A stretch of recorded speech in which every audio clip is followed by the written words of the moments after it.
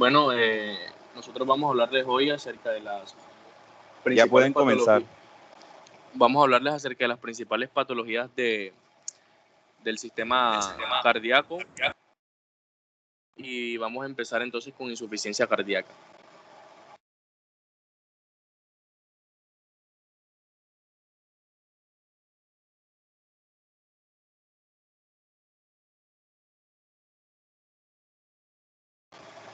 Ya va, doctor, que la alumna que va a exponer esta patología ya apenas está entrando, tenía problemas con el internet.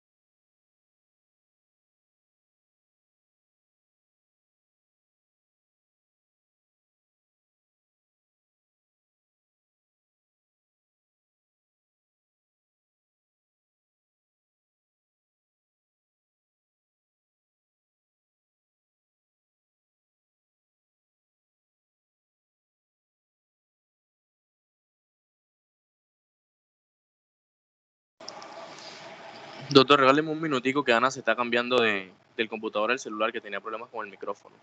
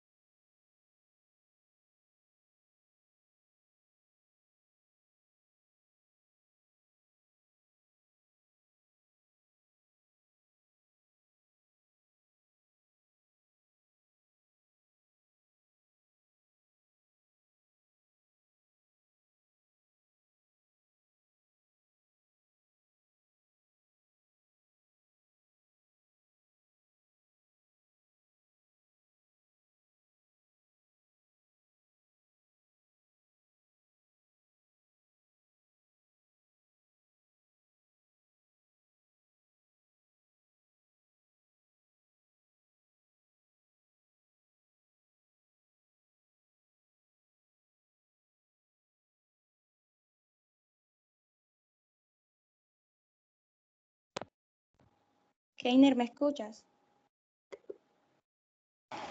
Sí, ya se te escucha, Ana. Bueno, la insuficiencia cardíaca. Se suele denominar insuficiencia cardíaca congestiva y también es denominado en criterios con valoración común en muchas formas de cardiopatía y tiene restringimiento con malo. La mayor parte de los casos de insuficiencia cardíaca se relacionan con una disfunción sistólica, que es una función contráctil de miocardio inadecuada, normalmente como consecuencia de una cardiopatía isquémica o de la hipertensión. Otra alternativa es que la insuficiencia cardíaca sea secundaria a una disfunción diastólica, que es la incapacidad del corazón para relajarse y llenarse adecuadamente, como sucede en la hipertrofia masiva del ventrículo izquierdo, la fibrosis miocárdica, el depósito de amiloide o la pericarditis constrictiva. Y en ocasiones la insuficiencia cardíaca se asocia también a una disfunción valvular, como sucede en la endocarditis, o puede afectar a un corazón normal que experimenta. ¿Sí me escuchas, Keiner? Sí, se te escucha bien, se te escucha bien. Ya. O puede afectar a un corazón normal que experimenta de forma súbita una sobrecarga anómala, como por ejemplo la sobrecarga de líquido o de presión. Pasa.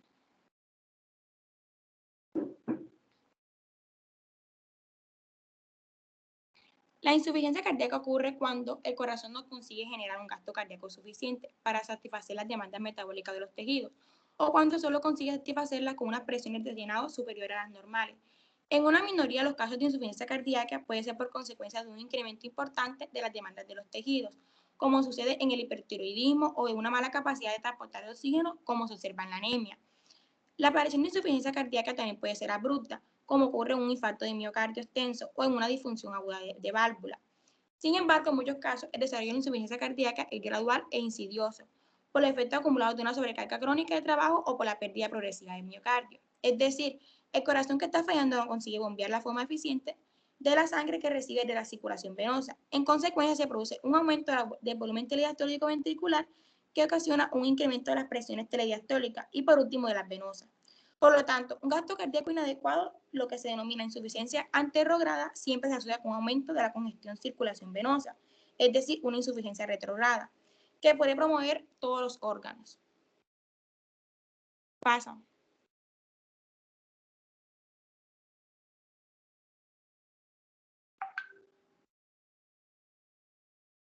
La clasificación. Está en la insuficiencia cardíaca izquierda y la insuficiencia cardíaca derecha.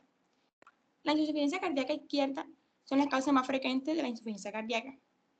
Es la cardiopatía isquémica, la hipertensión sistémica, la enfermedad de válvula aórtica o mitral y los trastornos primarios del miocardio, por ejemplo, la amiloidosis, que es una acumulación de proteínas en el corazón, los riñones, el hígado u otros órganos. Los efectos morfológicos y los clínicos de insuficiencia cardíaca izquierda se deben a una menor perfusión sistémica y al incremento de las presiones en el seno de la circulación pulmonar.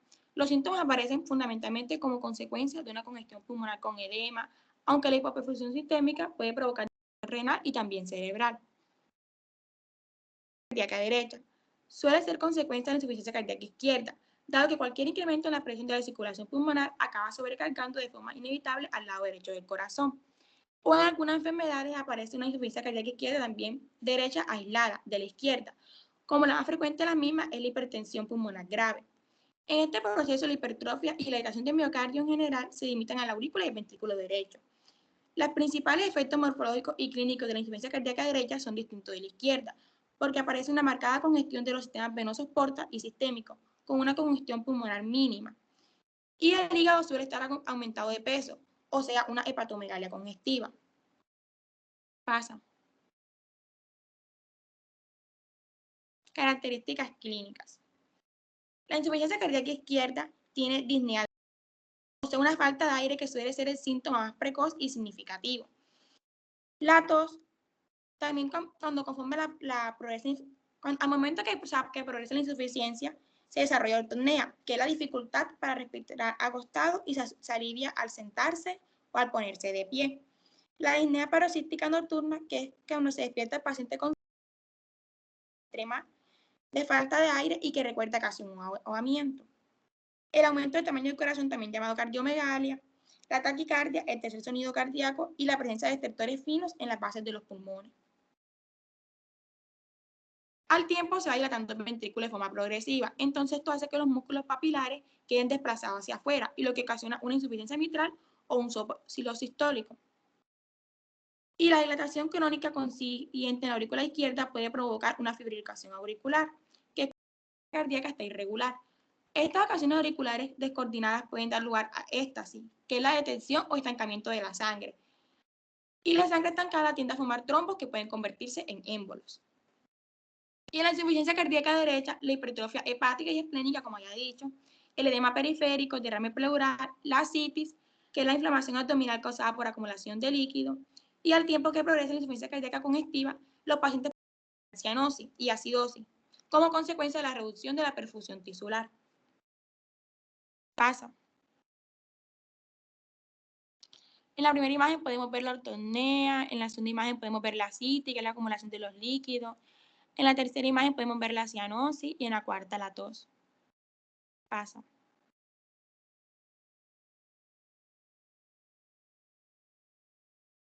El diagnóstico. Para diagnosticar una insuficiencia cardíaca, el médico revisará toda la historia clínica y hará una exploración física buena. El médico también puede verificar la presencia de factores de riesgo como la presión arterial alta, la enfermedad arterial coronaria o la diabetes. Se hace análisis de sangre, se hace radiografía de tórax, que ayudan al médico para ver el estado de los pulmones y también del corazón. El electrocardiograma, que es una prueba que registra la actividad eléctrica del corazón con electrodos adheridos a la piel y le permite al médico diagnosticar problemas de ritmo cardíaco o daños en el corazón. El ecocardiograma, que es unas ondas sonoras que pueden producir imágenes de video del corazón. Esta prueba puede ayudar al médico a observar el tamaño y la forma del corazón, además cualquier anomalía.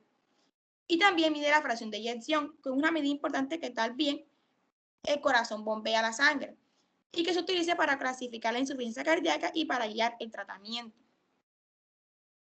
También está la angiografía coronaria. Pasa, bebé. Tratamiento. Esta es una enfermedad crónica que necesita control de por vida. No obstante, con tratamiento y con los síntomas, la insuficiencia cardíaca puede mejorar y el corazón puede fortalecerse. El tratamiento también dependerá del estado de gravedad del paciente. En cuidado personal, tendremos ejercicio físico, dejar de fumar, adelgazamiento y dieta baja en sodio. En medicamentos tenemos los inhibidores de enzima convertidora de angiotensina, que son el tipo de vasodilatador como enalapril, lisinopril y el captopril. Los antagonistas de receptor de angiotensina 2 como el losartán y el valsartán. Los betabloqueadores, ese tipo de medicamentos no solo disminuye el ritmo cardíaco, sino que también va a reducir la presión arterial. También están los diuréticos como la furosemida. En cirugía y dispositivos médicos tenemos la cirugía de bypass en la arteria coronaria, que es que si hay un bloqueo arterial grave, esta contribuye a la insuficiencia cardíaca. La reparación o reemplazo de la válvula cardíaca, la terapia de sincronización cardíaca o electroestimulación biventricular, los dispositivos de asistencia ventricular y el trasplante de corazón. Pasa.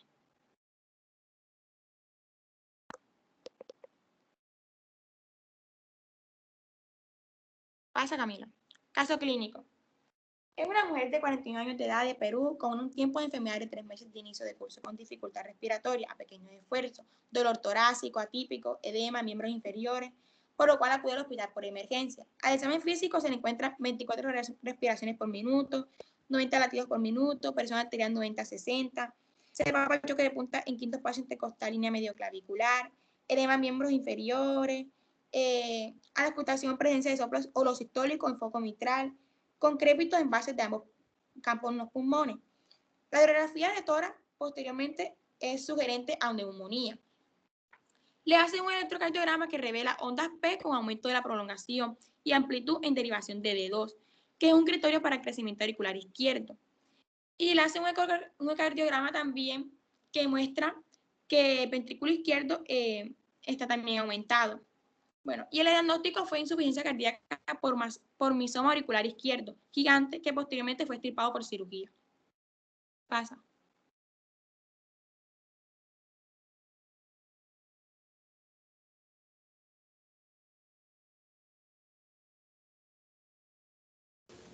Bueno, a mí me toca hablar sobre la cardiopatía congénita. Siguiente diapositiva, por favor. Bueno, primero tenemos que saber qué son las cardiopatías congénitas. Esto va a ser alteraciones físicas son... ¿Me escuchan? Sí. Sí, doctor. Bueno, antes de continuar, vamos a ir resolviendo las dudas enseguida. Entonces, les hago una pregunta a todo el grupo. ¿Cuánto es la fracción de eyección normal del corazón?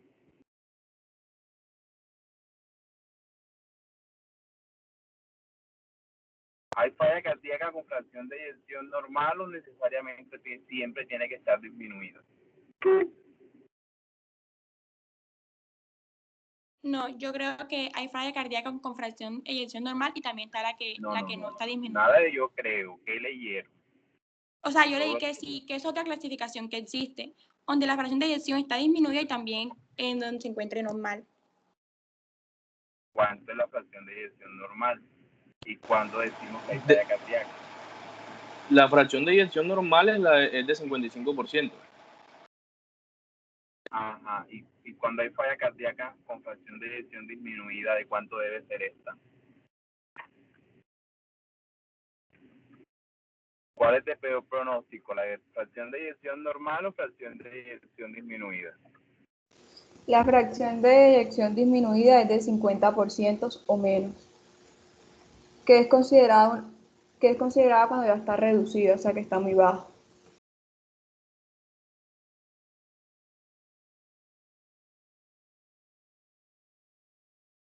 ¿Cuál es la principal causa de falla cardíaca?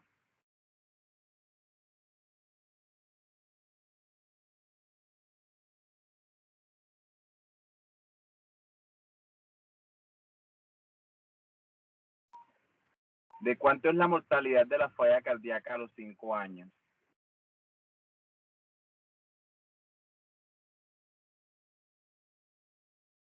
¿Cuándo sospechamos que hay falla cardíaca derecha versus falla cardíaca izquierda?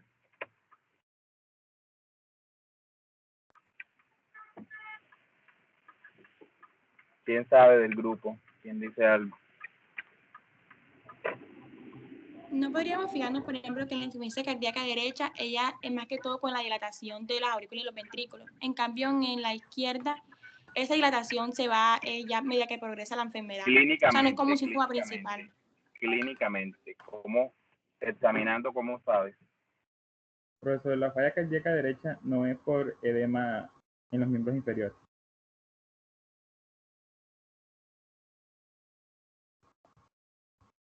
No, porque eso también lo tiene la izquierda.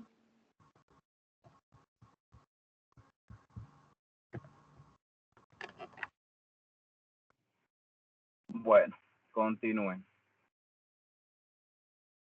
Bueno, ¿qué es la cardiopatía congénita? Son alteraciones del corazón o de los grandes vasos en los recién nacidos.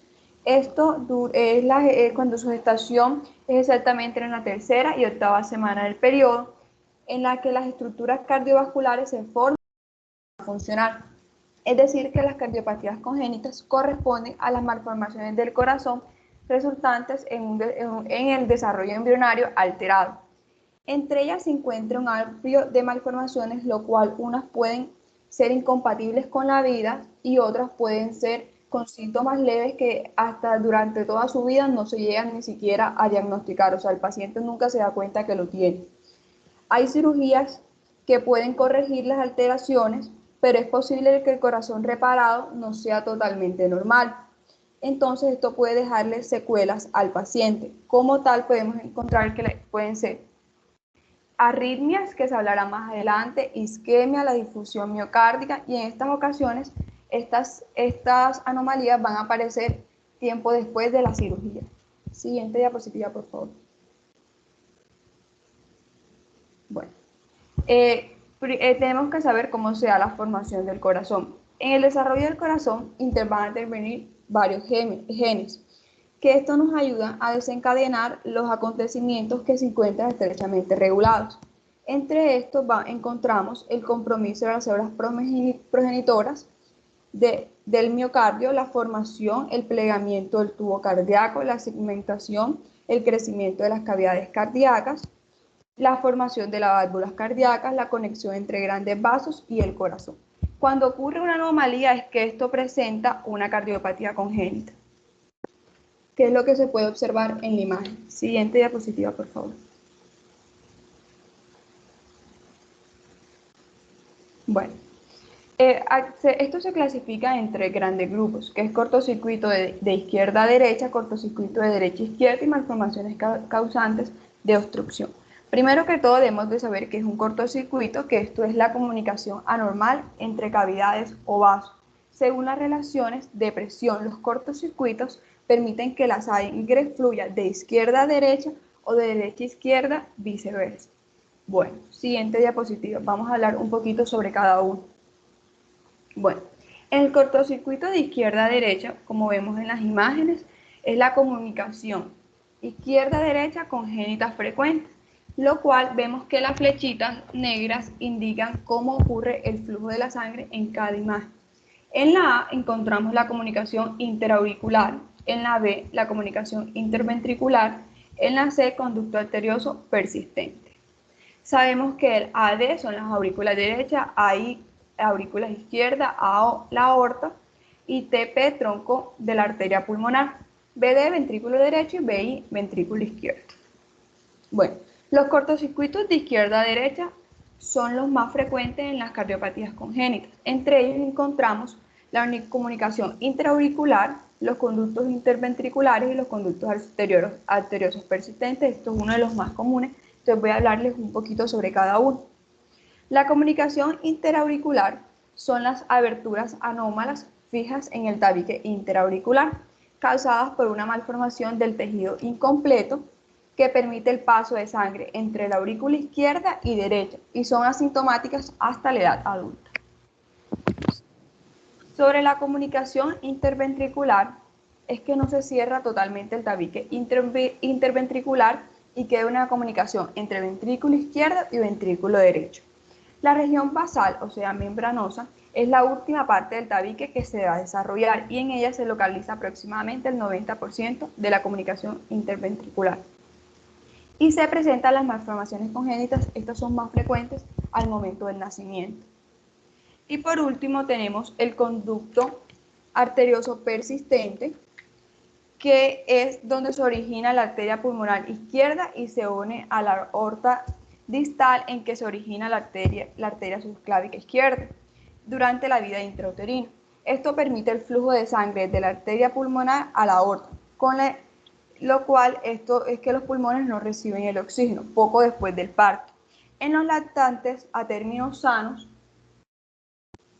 se produce una contracción del conducto y no se cierra normalmente, como suele ocurrir entre el primero y el segundo día. Siguiente diapositiva, por favor.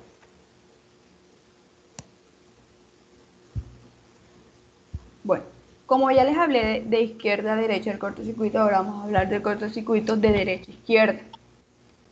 Bueno, en el cortocircuito de derecha a izquierda, como le había dicho en el anterior, la flechita muestra dónde va el flujo de sangre. En este encontramos como principalmente la tetralogía de Fallot, transposición de los grandes vasos, y esas son una de las dos más importantes. Sí, entonces, tenemos que saber que esto se presenta muy pronto a cianosis, que sabemos que la cianosis es la coloración azulenta en los bebés o en una persona. Esto ocurre porque la sangre desoxigenada pasa a la sangre oxigenada. Las malformaciones cardíacas asociadas a un cortocircuito derecha-izquierda se caracterizan por la cianosis precoz, como lo había dicho anteriormente.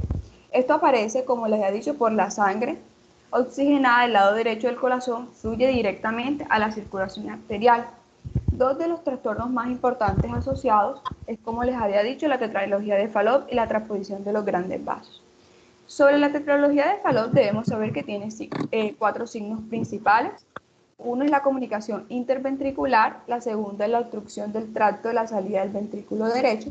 Lo que es esto sería estenosis subpulmonar, que esto es cuando la válvula pulmonar o la atresia completa valvular de las arterias pulmonares proximales. ¿Sí? En la aorta también encontramos la aorta acavalca la aorta acavalca. Y por último, la hipertrofia ventricular derecha. Eso es lo que deberíamos saber sobre la tetralogía de Fallot. Para la transposición de los grandes vasos, esto ocurre es que la aorta se sitúa en la posición anterior y se origina en el ventrículo derecho, mientras que la arteria pulmonar se encuentra en posición relativamente posterior y se origina en el ventrículo izquierdo. Es decir, que la sangre desoxigenada pasa a través de la aorta a la circulación sistémica y la desoxigenada pasa a la circulación pulmonar a través del tronco pulmonar. Esta condición es casi incompatible con la vida a no ser que exista una derivación que favorezca la mezcla adecuada de la sangre. Y bueno, por último podemos hablar sobre la atresia tricuspidia, que también es importante, que que no puede pasar la sangre de la aurícula derecha al ventrículo derecho, porque se presenta una obstrucción en la válvula. La válvula mitral, que va a ser la más grande de lo va a ser más grande de lo normal, como podemos observar en la imagen, y ocurre una hipoplasia ventricular derecha. La circulación puede mantenerse por un cortocircuito de derecha a izquierda mediante una comunicación interauricular. Además, una comunicación interventricular que permite la comunicación entre el ventrículo izquierdo a la arteria pulmonar, que nace del ventrículo derecho hiperplásico. ¿Sí? Siguiente diapositiva, por favor.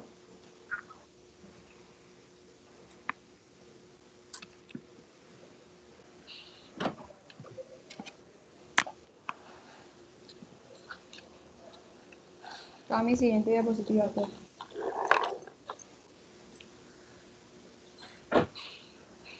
Bueno, como signos y síntomas podemos clasificarlos en leves y graves. Cami, la anterior, la de los leves.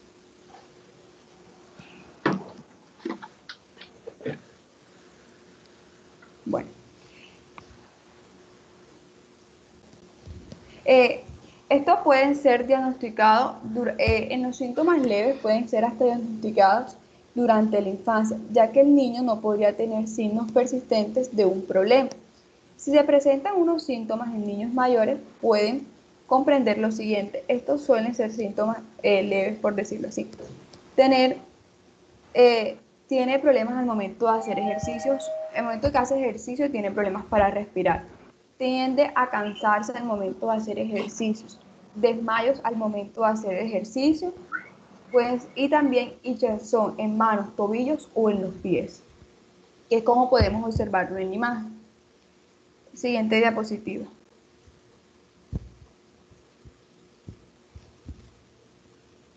Bueno, como signos y síntomas graves, estos generalmente se hacen evidentes después del nacimiento o durante los primeros meses de vida. Aquí podemos encontrar la coloración azul en la piel, como hemos dicho anteriormente, que era la cianosis.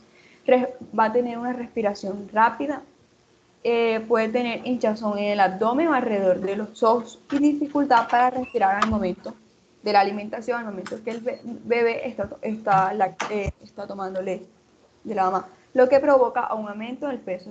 Es lo que provoca que el bebé sienta que se está ahogando al momento que está alimentándose. Siguiente diapositiva, por favor.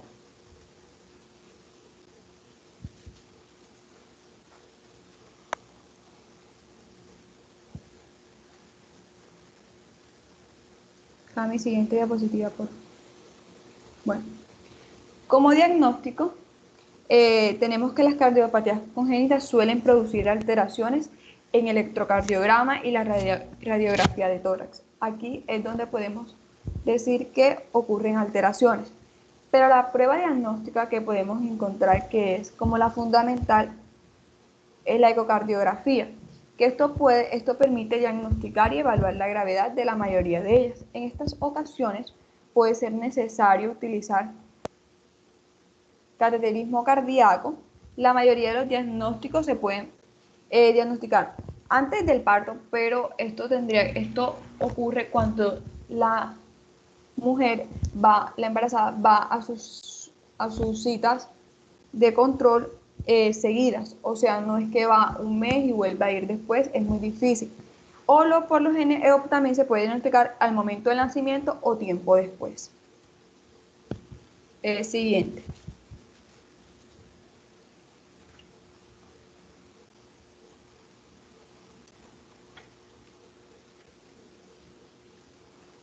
Mi siguiente. Bueno, como tratamiento tenemos que esto depende del tipo de cardiopatía congénita el cual estemos hablando. Hay unas, como les había dicho, que son asintomáticas y no van a requerir un tratamiento, que la persona se puede dar cuenta que tiene alguna cardiopatía congénita cuando ya está adulta o suele nunca saberlo. Mientras que hay unas que pueden sospecharse, como les había dicho anteriormente, que pueden ser las más graves, pues cuando hay insuficiencia cardíaca, cuando se presenta una cianosis, unos soplos, arritmia, lo cual el tratamiento más común es el quirúrgico. pero como les había dicho al principio de la cirugía, de la exposición, perdón, esto puede traer secuelas en los pacientes, pero lo más común es la cirugía. Siguiente, por favor.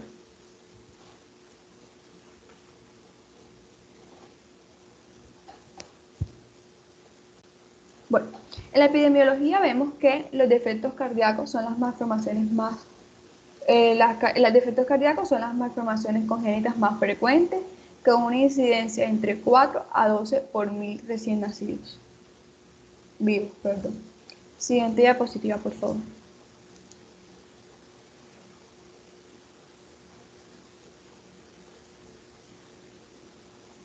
Bueno, como caso clínico tenemos que es una recién nacida de 19 días de vida, es admitida en sala de urgencias de un hospital en estado grave. En el examen físico la paciente presenta con hipotermia, gimiente y presenta varias con aleteo en la nariz, o sea, perdón. ¿Me escuchan? Sí, sí se te escucha. Ok. Sí. Bueno, a la paciente se le realiza una radiografía de tórax que muestra que se presenta una cardiopatía, lo cual la recién nacida presenta como antecedentes, la bebé nació a la edad de las 38 semanas, de parto vaginal sin complicaciones, y es diagnosticada en otra ecografía que se le hace más adelante, presenta en tórax, va a presentar anomalías y se le realiza una cirugía para la cardiopatía congénita. Es diagnosticada con cardiopatía congénita. Muchas gracias.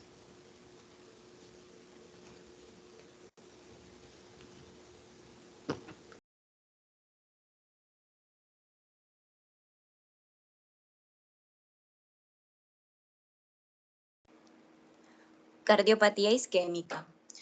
Tenemos que la función cardíaca va a depender estrictamente de la existencia de un flujo continuo de sangre oxigenada a través de las arterias coronarias. La cardiopatía isquémica es un término amplio en el que va a englobar varios síndromes que estos van a compartir en común ese desequilibrio entre la irrigación de sangre cardíaca, lo que conocemos como perfusión, pero también va a existir un desbalance entre el aporte y la demanda en el riego sanguíneo del miocardio.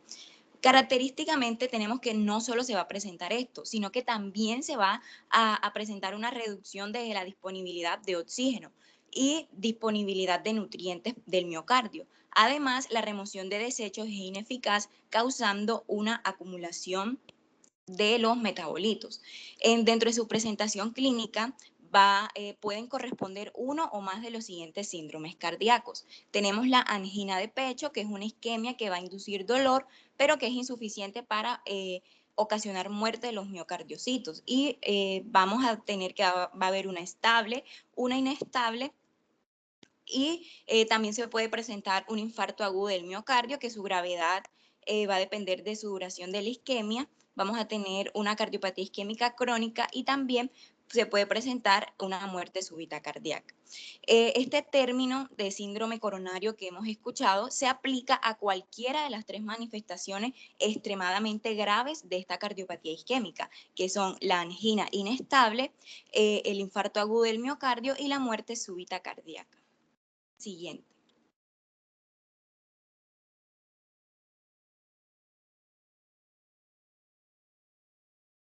Siguiente.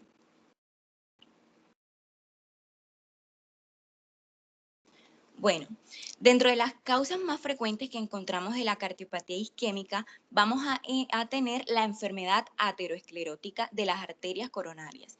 Tenemos que en más del 90% de los casos, esta cardiopatía isquémica es consecuencia de esa reducción del flujo coronario de sangre secundario a una aterosclerosis obstructiva.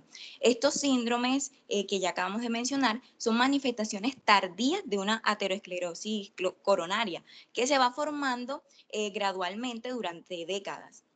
Existen, no obstante, otros mecanismos relacionados con la circulación coronaria que pueden dar lugar a una isquemia miocárdica y que se observan con frecuencia en la clínica, como lo son los émbolos coronarios, que estos van a causar una alteración en la microcirculación coronaria por oclusión de la arteria. También podemos tener inflamación de los vasos miocárdicos, podemos tener espasmos musculares y podemos encontrar disfunción endotelial. Pero es importante señalar que hay incluso situaciones fisiopatológicas en las que sin existir una alteración en la circulación coronaria se podría originar una isquemia miocárdica.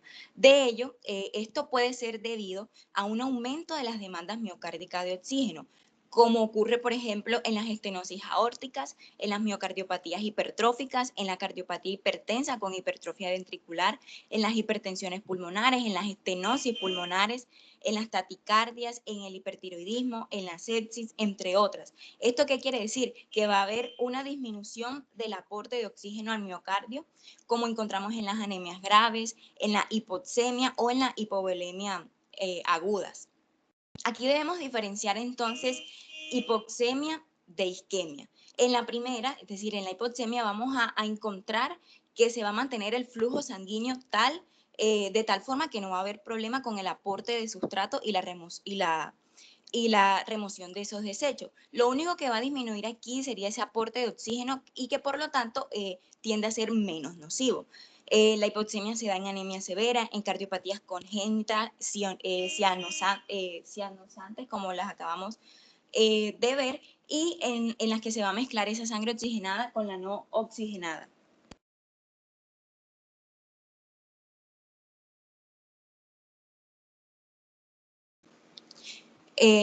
Siguiente.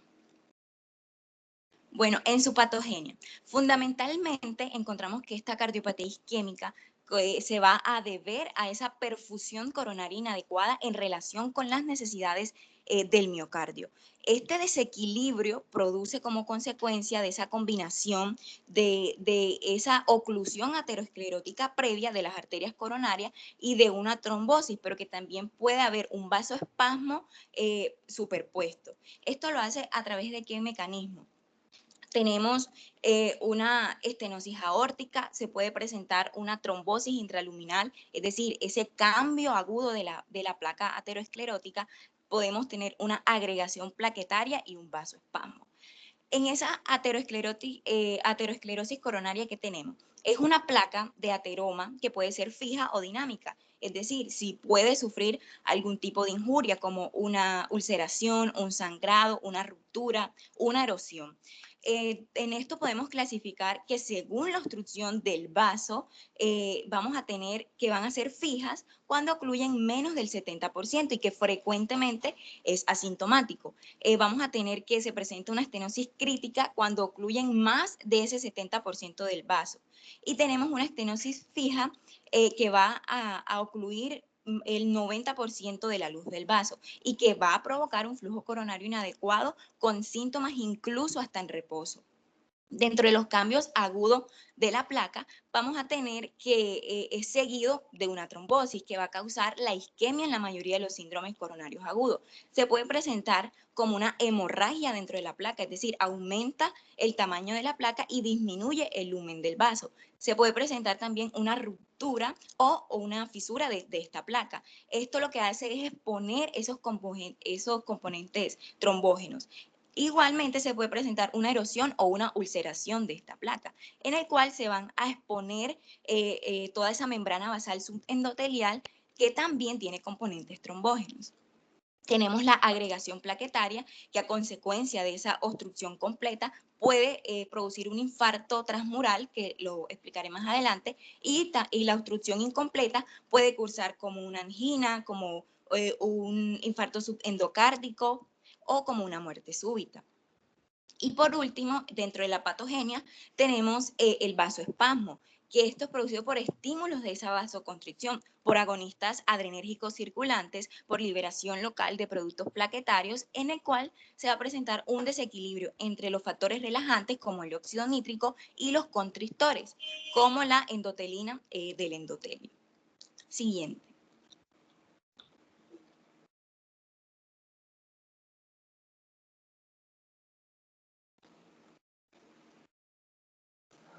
Bueno, en sus factores de riesgo vamos a tener vamos a tener que van a haber ciertas condiciones que pueden aumentar sufrir de una cardiopatía isquémica. Tenemos la hipertensión arterial, el tabaquismo, el colesterol en la sangre, diabetes, obesidad, sedentarismo, estrés. También pueden que presenten antecedentes familiares, como serían los factores genéticos o los factores ambientales.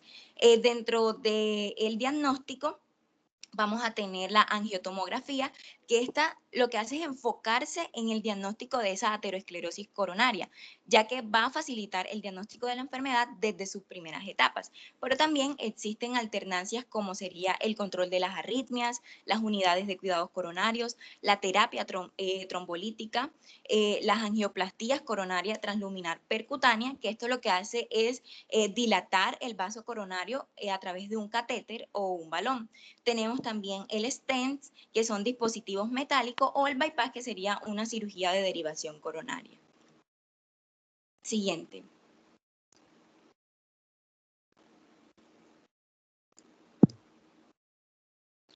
Dentro de la prevención tenemos entonces que se debe intervenir en todos esos factores de riesgo que lo producirían, como serían las conductas o trastornos que van a favorecer a la aterosclerosis. También se incluye el abandono de diferentes hábitos de vida, como el tabaquismo, el cigarrillo, el sedentarismo, el alcohol, las comidas ricas en grasa. Se recomienda mantener estables los niveles de LDL y HDL.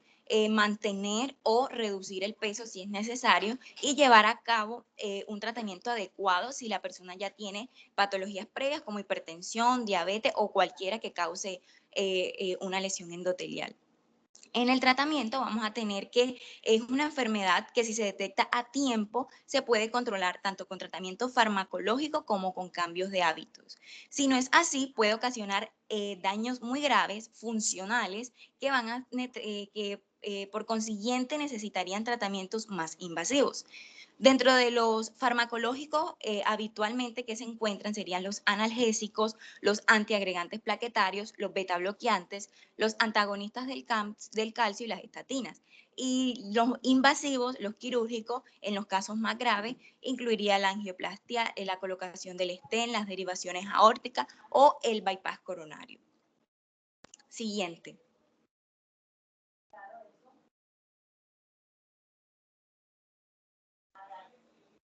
Bueno, algo muy importante de destacar dentro de toda esta patología cardíaca es cómo se da esa fisiopatología de la placa aterosclerótica.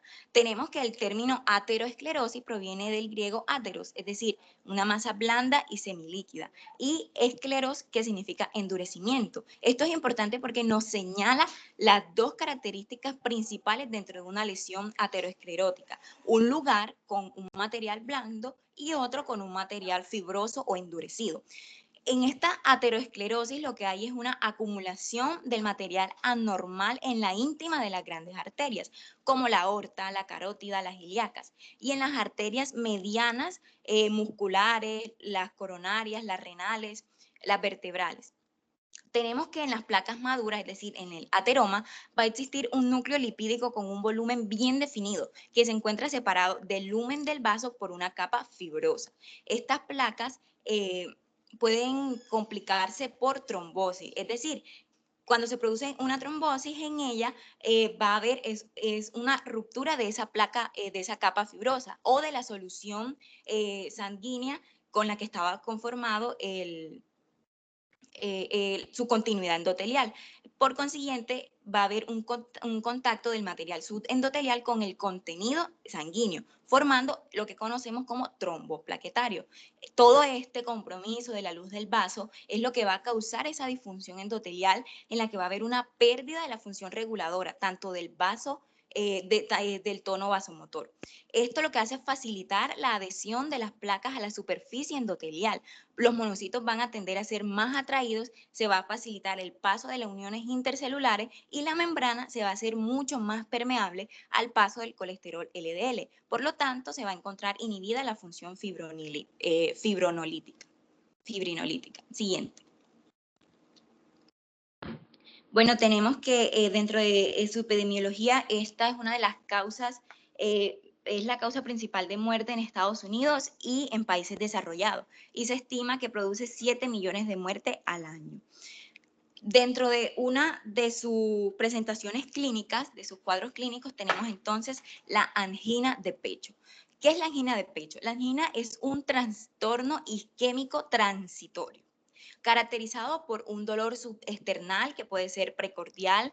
El paciente lo describe como opresivo, paroxístico, recurrente y que es transitorio, es decir, de 15 segundos a 15 minutos máximo. Refiere como una opresión asfixiante, como una puñalada. Pero esto es característico que es insuficiente para provocar una necrosis. Es decir, esta isquemia es temporal y puede ser reversible. El dolor posiblemente sea consecuencia a una liberación inducida por la isquemia de la adenosina, bradicinina y otras moléculas que estimulan las aferencias autónomas. Siguiente.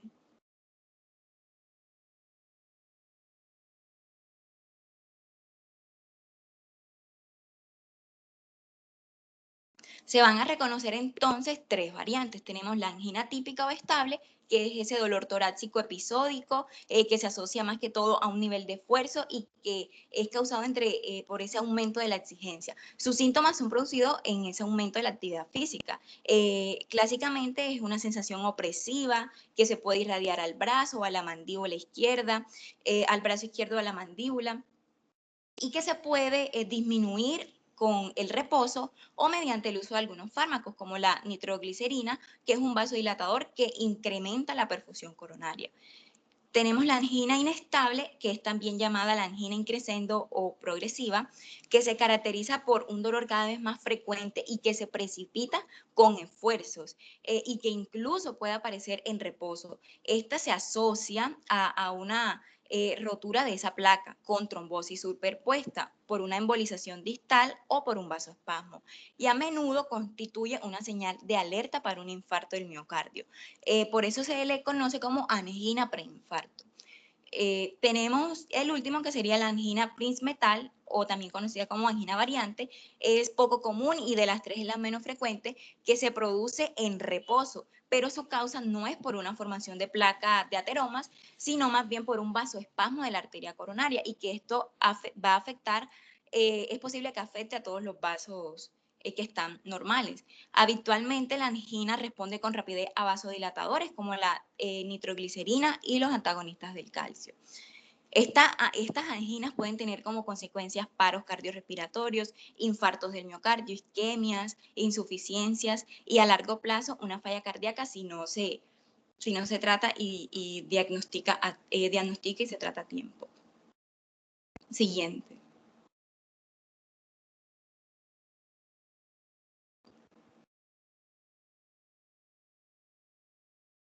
Tenemos entonces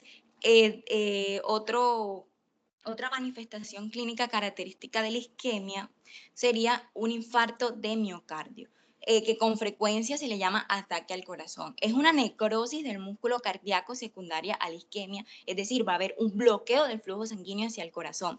Esto va a afectar predominantemente al ventrículo izquierdo porque este requiere una mayor demanda de oxígeno. Hasta en un 80% es causado por trombosis sobre la placa ulcerada en una coronaria principal. En un 5% ocurre antes de los 40 años, y después la incidencia aumenta con la edad. Es más frecuente en hombres que en mujeres antes de los 50, pero luego va igualándose. Se cree que esto es debido a que los estrógenos podrían ser un factor protector. Esta se debe diferenciar de la angina de pecho porque esta aparece de forma brusca y las células cardíacas de la zona afectada mueren, y como consecuencia de ese riego sanguíneo. Por lo tanto, el daño es irreversible, y aquí lo podemos clasificar según elevación o no del segmento ST en el electrocardiograma. Siguiente.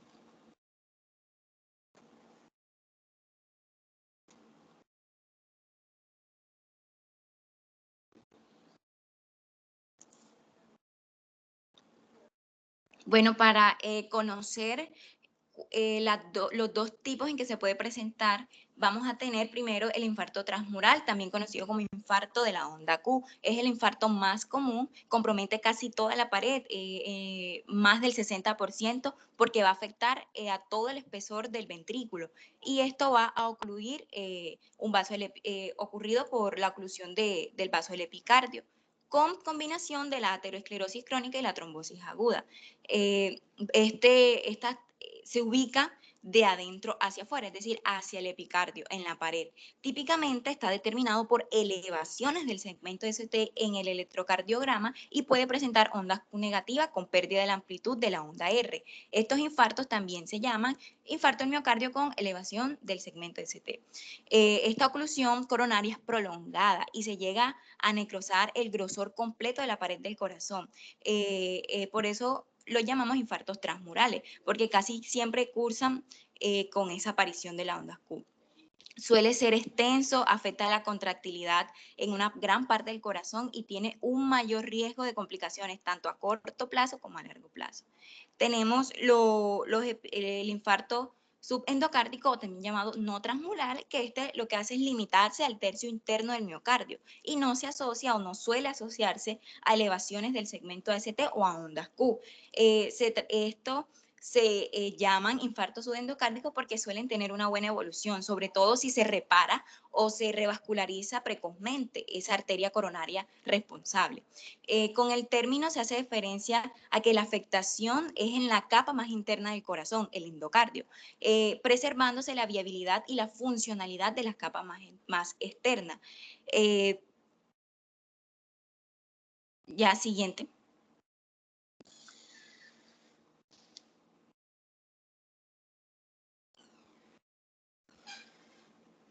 Dentro de la frecuencia de afectación vamos a tener que este infarto puede ocurrir en cualquiera de las coronarias o en cualquiera de sus puntos, pero es mucho más frecuente en la parte proximal, que se obstruyan de dos o las tres primeras ramas principales. Es muy raro que ocurra en las intramurales o que estas intramurales tengan aterosclerosis. Tenemos entonces que de un 30 a un 40% es frecuente en la descendente, en la coronaria descendente, en la coronaria derecha, y de un 15 a un 20% en la coronaria circunfleja. Vamos a tener que esta pérdida de la contractilidad va a empezar entonces de 1 a 2 minutos por el déficit en la producción de ATP, ya que no puede efectuar su metabolismo aerobio, entonces se va a ver forzado a entrar en un metabolismo anaerobio.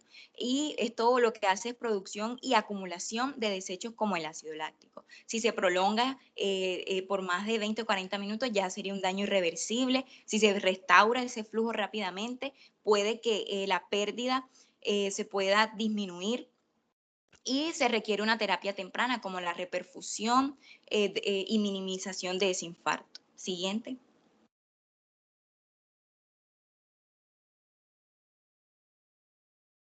Sus características clínicas, el paciente lo describiría entonces como un dolor torácico de aparición brusca que es prolongado, aproximadamente de 20 minutos en la zona precordial, donde se suele llamar la zona de la corbata. Es una sensación de malestar, puede presentar mareo, náuseas, diaforesis, el dolor puede extenderse al brazo izquierdo, a la mandíbula, al hombro, incluso a la espalda o al cuello.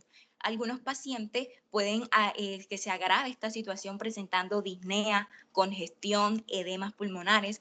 Sin embargo, van a haber algunos pacientes como los ancianos, pacientes con diabetes o pacientes anestesiados que pueden presentar asintomático este infarto más que todo en un 10 a un 15% o solo presentar dolor abdominal. Siguiente.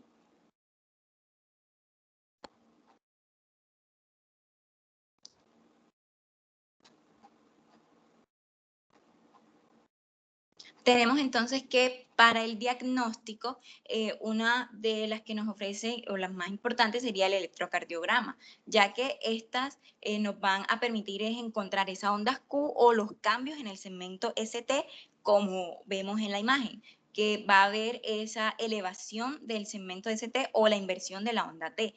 estas dos últimas manifestaciones en este electrocardiograma son alteraciones en la repolarización del miocardio. También se pueden presentar arritmias secundarias, alteraciones eléctricas o del sistema de conducción. Esta es una prueba fundamental para el diagnóstico del infarto agudo, además que permite analizar su evolución.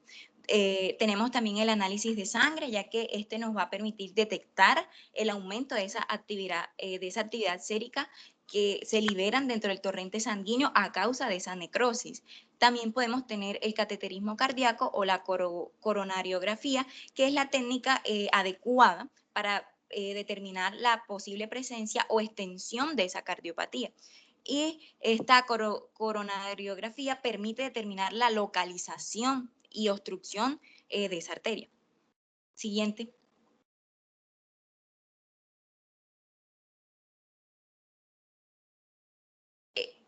Bueno, dentro de su tratamiento vamos a tener que se inicia inmediatamente, se sospecha el ataque cardíaco o incluso antes de que se confirme el diagnóstico. Aquí vamos a tener, por ejemplo, la morfina, que cuando el paciente presenta dolor opresivo, antiagregantes como la aspirina para evitar más formación de coágulos, beta bloqueantes que van a disminuir el trabajo que tiene que realizar el corazón y que puede prevenir otros ataques cardíacos. Oxígeno también puede presentar se puede requerir atorvastatina para disminuir el LDL o los triglicéridos, inhibidores de la enzima convertidora de la angiotensina para bajar esa presión arterial y disminuir el esfuerzo que tiene que hacer el corazón. Y por último, en las consecuencias o complicaciones más importantes que puede producir este infarto del miocardio, tenemos que casi 3/4 partes de los pacientes van a desarrollar una de estas complicaciones, como sería disfunción contráctil, disfunción del músculo papilar, infarto del ventrículo derecho,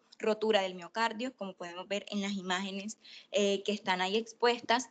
Tenemos también que puede presentar arritmias, pericarditis, dilatación de cavidades, trombomural, aneurisma ventricular, insuficiencia cardíaca progresiva. Este riesgo de la aparición de estas complicaciones y su pronóstico va a depender del tamaño, de la localización y del tipo de infarto que se trate, si es un subendocárdico frente a un transmural.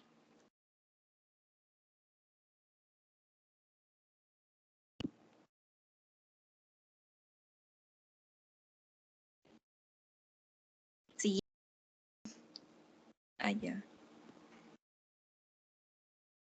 Tenemos entonces en el caso clínico un varón de 71 años de edad con antecedentes de hipertensión arterial, tabaquismo, hipercolectemia, laringotomía, con quimioterapia postoperatoria por adenocarcinoma en laringe. Acudió al servicio de urgencias por dolor, por tumefacción en el miembro inferior izquierdo y se diagnosticó una trombosis venosa profunda.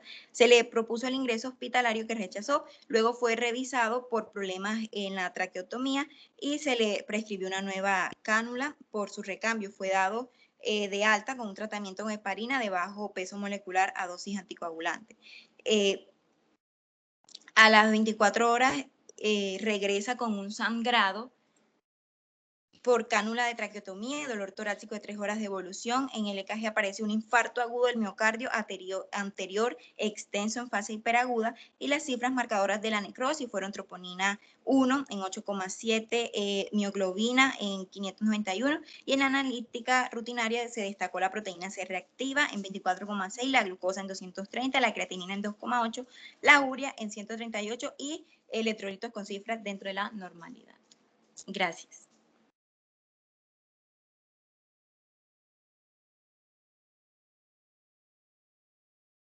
Siguiente.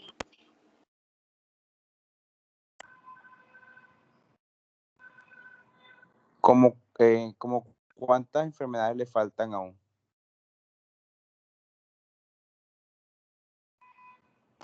Doctor, faltan como 5 patologías. Faltan 4 patologías, 4. De arritmias, ¿cuántas diapositivas tienen?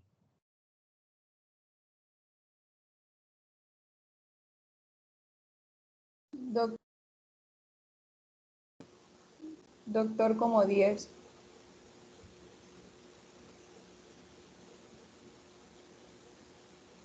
Bueno, vamos a trabajar arritmias y dejamos hasta allí para poder, porque creo que algunos tienen clase a las 9, ¿no?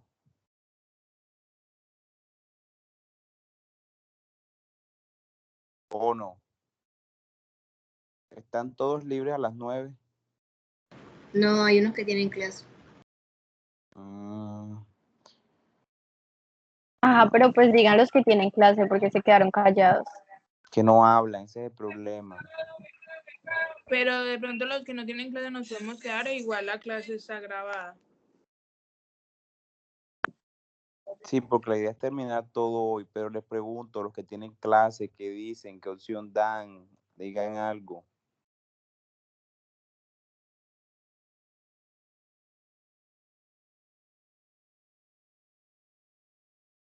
Bueno, continúen.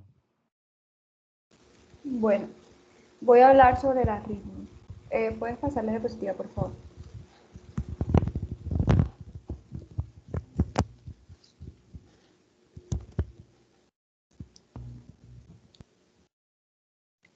Cambie la siguiente diapositiva, por favor.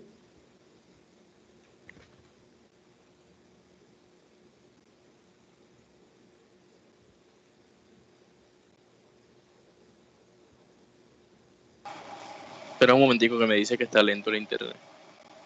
Ok.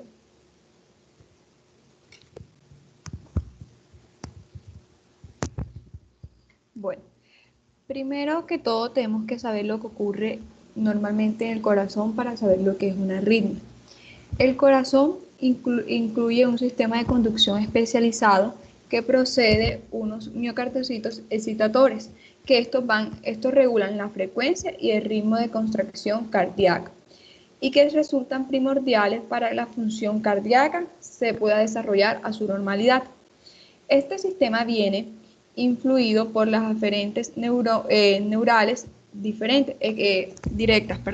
En este encontramos la estimulación vagal, que esto solo ocurre en las aurículas, por las sustancias adrenérgicas, que esto es, por ejemplo, la adrenalina. ¿Sí? Entonces, eso es algo corto que le quería decirle de lo que ocurre en el corazón para que ustedes puedan saber qué es una arritmia. Se considera arritmia cardíaca cuando se acelera la producción o conducción normal del estímulo cardíaco, lo que manifiesta que los latidos se hacen irregulares y permaneciendo regulares sobrepasan los límites de frecuencia aceptados de forma convencional como fisiológicos y finalmente cuando aún se presenta un ritmo regular y frecuencia normal. Siguiente diapositiva, por favor.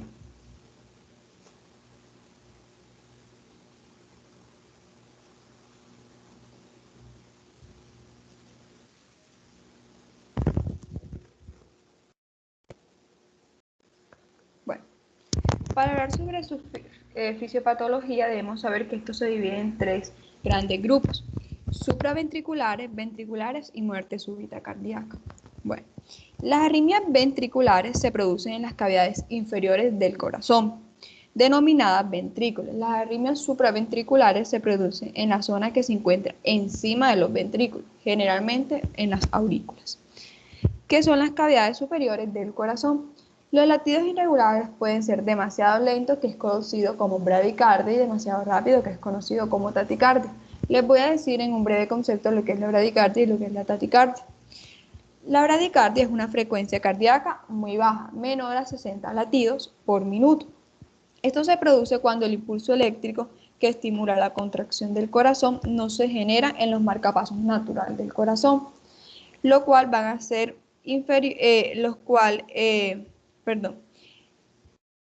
lo cual esto hace que se produzca la bradicardia cuando tiene menos latidos. Bueno, la bradicardia afecta principalmente a las personas mayores, pero puede afectar a niños, solo que su incidencia es mayor en las personas mayores.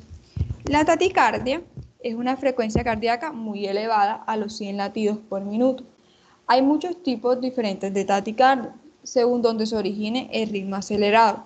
Si se origina en los ventrículos, es dominado taticardia ventricular. Si se origina por encima de los ventrículos, se denomina taticardia supraventricular. Siguiente diapositiva, por favor.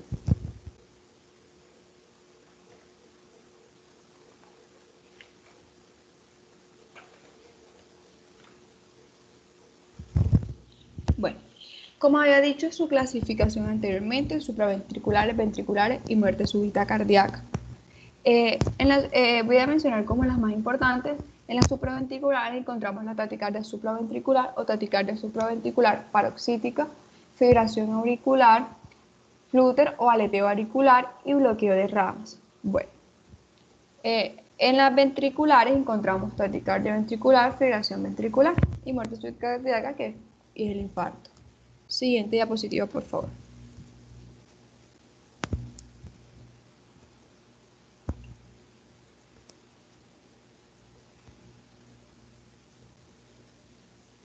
Bueno, primero que todo tenemos que saber qué son las arritmias supraventriculares, que estas se originan por encima de las cavidades inferiores del corazón, tal como las cavidades superiores, que son las aurículas, o las vías de conducción auricular. En general, las arritmias supraventriculares, también denominadas arritmias auriculares, no son tan graves como las ventriculares, pero en algunos casos ni siquiera necesitan tratamiento y las arritmias auriculares pueden ser causadas por diferentes factores. ¿Sí? Las arritmias supraventriculares pueden producir falta de aliento, palpitaciones cardíacas, presión en el pecho y un pulso muy rápido. ¿Sí? Bueno, entonces ahora sí vamos a hablar sobre la taquicardia supraventricular o taquicardia supraventricular paroxítica. No, la anterior, déjame la anterior, por favor. Bueno, la taquicardia supraventricular es una frecuencia cardíaca regular, pero elevada, alrededor de 150 a 200 latidos por minuto, que se originan en las aurículas. Esto tiene una diferencia de otras arritmias. La taquicardia supraventricular no se origina ni en el nódulo sinosal y también es dominada como taquicardia supraventricular paroxítica, que era como le había dicho anteriormente. La taquicardia supraventricular se produce cuando se originan señales eléctricas anormales en las cavidades superiores del corazón o interfieren las señales eléctricas que se originan en nódulo sinusal. ¿Sí? Encontramos que este tipo de arritmias es más común en bebés y en personas jóvenes. El riesgo también es en mujeres, en los jóvenes que son ansiosos y en las personas muy cansadas. Para las personas que beben demasiado café o alcohol o que fuman, también tienen mayor riesgo. Bueno, vamos a hablar sobre la fibrilación auricular, que también hace parte de las arritmias supraventriculares. Bueno, esto es un ritmo rápido e irregular debido a los movimientos de las fibras musculares individuales del corazón. Es una de las principales causas de accidentes cerebrovasculares, especialmente en las personas mayores. La fibrilación auricular puede que se acumule la sangre en las cavidades superiores del corazón. La sangre se pueden formar grúmulos, que es conocido como coágulos. Si un coágulo de sangre se desplaza del corazón al cerebro, lo cual obstruye una de las arterias cerebrales, que son las más pequeñas, pueden producirse accidentes cerebrovasculares. ¿Sí? El aleteo o flúter auricular el aleteo o flúter auricular se produce, no, la anterior, por favor. Se produce cuando las aurículas laten muy rápido, haciendo que los ventrículos laten también de manera ineficiente.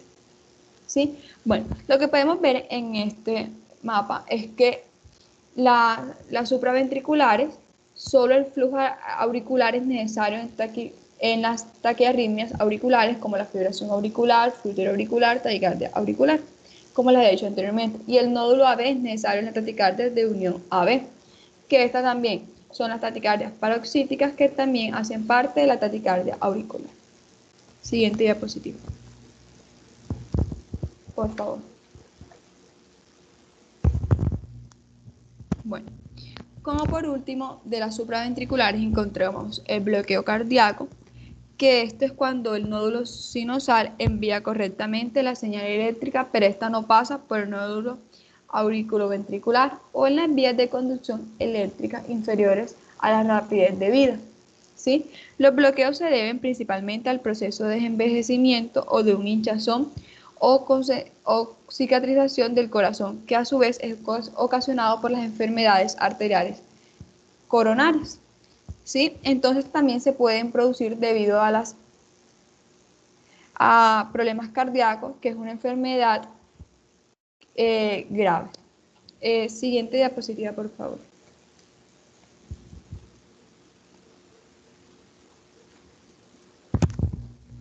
Bueno, ahora vamos a hablar sobre las arritmias ventriculares. De estas voy a hablar sobre dos. Una que es la taquicardia ventricular, como podemos observar ahí, que es cuando el nódulo sinusal no lo controlan los latidos de los ventrículos, sino que otras zonas a lo largo de la vía de conducción eléctrica inferior asumen la función de los marcapasos. Como la nueva señal no se desplaza por el músculo cardíaco por la vía normal, el músculo cardíaco no late en la forma normal. Esto acelera los latidos del corazón y el paciente siente palpitaciones. Este ritmo irregular puede producir una extrema falta de aliento, mareo o desmayo. ¿Sí? Siguiente diapositiva. Y con esta termino lo de las arritmias ventriculares. Que la otra que le voy a mencionar es la fibrilación ventricular. Bueno, en la fibrilación ventricular es una de las más graves, que son los latidos irregulares no controlados. En lugar de tener una sola pulsación a desatiempo de los ventrículos, es posible que varios impulsos originen en el mismo tiempo en diferentes lugares.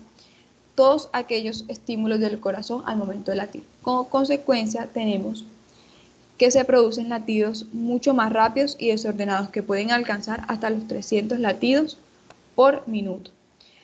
¿Sí? Siguiente diapositiva, por favor.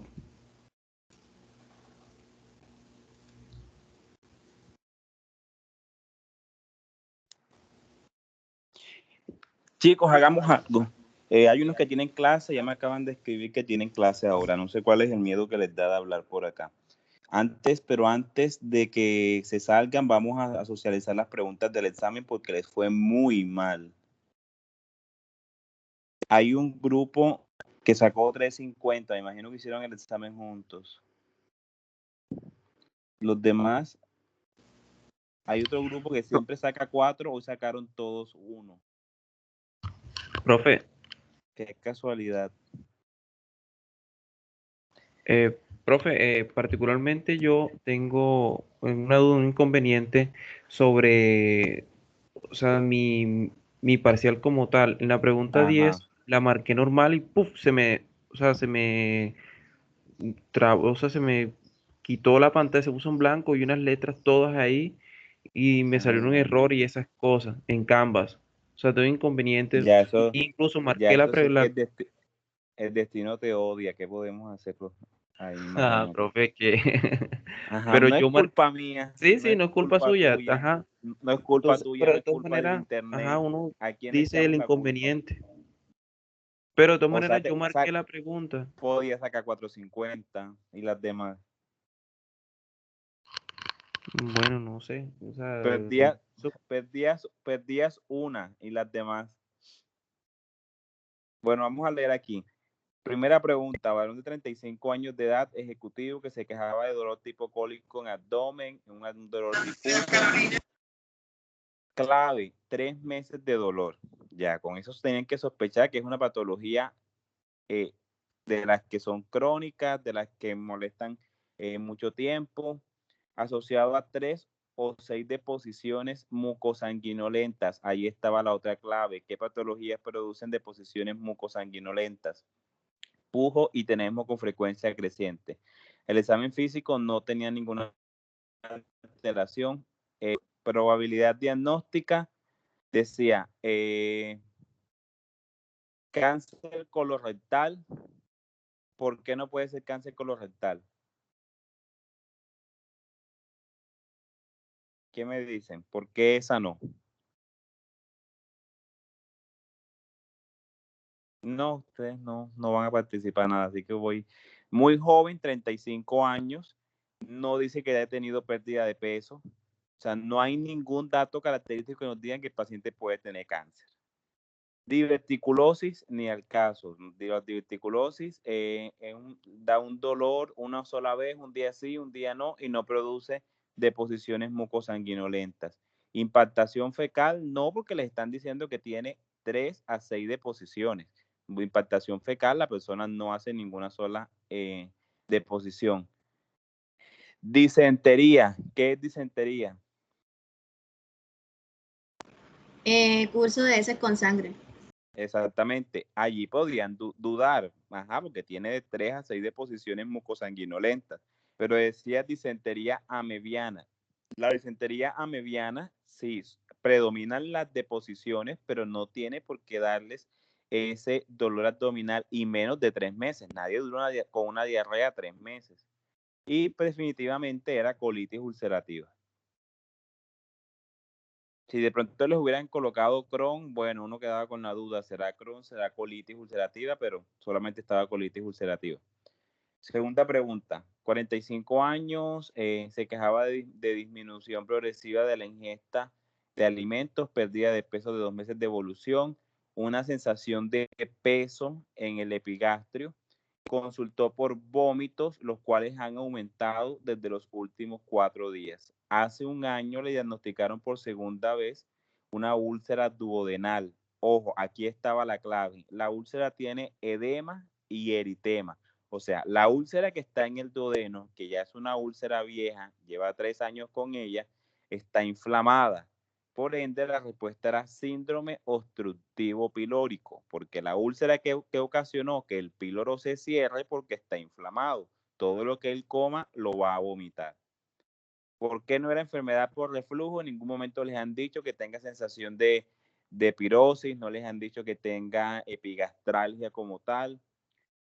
Dispepsia funcional, la dispepsia funcional es simplemente un malestar en el estómago. Cáncer gástrico, no nos han dicho que es un paciente que esté teniendo como tal, bueno, mentira, también podría hacerlos confundir porque nos dicen que tuvo pérdida de peso, astenia, pero la clave estaba en la úlcera duodenal. Recuerden que la úlcera duodenal no aumenta el riesgo de cáncer gástrico. Tercera pregunta, la de la mujer de 36 años con hemoglobina de 9, que tiene, estreñimiento severo toda la vida, que usa laxantes frecuentes. ¿Cuál es la estrategia diagnóstica? La rectosigmoidoscopia. Oye, está teniendo impactación en el recto. ¿Qué necesitamos ver? El recto. Una ecografía pélvica, no, porque ¿para qué vamos a mirar la pelvis? Antígeno carcinoembrionario ni al caso, eso por descarte la sacaban enseguida. Tomografía de abdomen, ¿para qué le queremos ver todo el abdomen si el problema es la impactación fecal que está teniendo? Y una colonoscopia, pues tampoco, porque no está teniendo deposiciones mucosanguinolentas, no estamos buscando pólipos, no estamos buscando una obstrucción superior. Número 4, la paciente de 28 años con un trauma abdominal cerrado, le hicieron laparotomía, esplenectomía, presenta en 7 días de hematemesis y melenas. La causa más probable de esta hemorragia de vías digestivas superior, la respuesta era gastritis hemorrágica. Síndrome de Mallory-Weiss no, porque recuerden que el síndrome de Mallory-Weiss se producen en esas personas que vomitan mucho, personas alcohólicas, personas con alteraciones de la alimentación. La úlcera de Curling y la úlcera de Cushing son úlceras por estrés que no llegan a producir hemorragias digestivas. En la pregunta número 5, ¿cuál de los siguientes factores no está involucrado en el cáncer gástrico? Era úlcera gástrica. La úlcera gástrica no está relacionada directamente con el carcinoma gástrico. La nitrosamina sí, el hábito de fumar sí, el Helicobacter pylori por supuesto y el pólipo adenomatoso también. Sexta pregunta, ¿cuál es el tratamiento para una gastritis por Helicobacter pylori? Omeprazol, claritromicina y amoxicilina. En la hemorragia de vías digestivas altas por úlceras, el medicamento avalado por la evidencia es omeprazol. Me cansé de decírselo, en la información que les mandé lo decía. El factor causal más frecuente de cáncer de colon son los pólipos no hereditarios. Recuerden, les hice énfasis, les dije, ojo con esos pacientes pacientes que tienen pólipos constantemente, que se los quitan, les vuelven a salir porque desarrollan cáncer de colon. 50 años con antecedentes personales de polipectomías endoscópicas hace 6 meses y de la biopsia reportaba adenomas tubulares. La recomendación es a esos pacientes volver a realizarle una colonoscopia a los 3 años. Y la pregunta número 10. ¿Cuál de las siguientes complicaciones es más frecuente en la colitis ulcerosa que en la enfermedad de Crohn? Cualquier cuadrito que buscaran de ellos dos, hasta les daba tiempo de buscarlo en internet, era hemorragia masiva. Doctor, en la 8, ¿por qué no podría ser el síndrome de Lyme? ¿En cuál? Acabo de cerrar la pregunta. ¿Cómo dice la pregunta? El del factor causal más frecuente del cáncer del colon. Usted dijo que eran los pólipos, no más era frecuente. El síndrome de Lyme aumenta el riesgo totalmente, pero no es más frecuente que el de los pólipos. O sea, si tú tienes un paciente que tiene síndrome de Lyme y otro que tiene pólipos no hereditarios, una polipomatosis no hereditaria, ¿cuál de los dos tiene más riesgo? El de los pólipos. ¿Sí me entiendes? La pregunta era, ¿cuál es el principal factor de riesgo? Y el síndrome de Lyme no es el principal.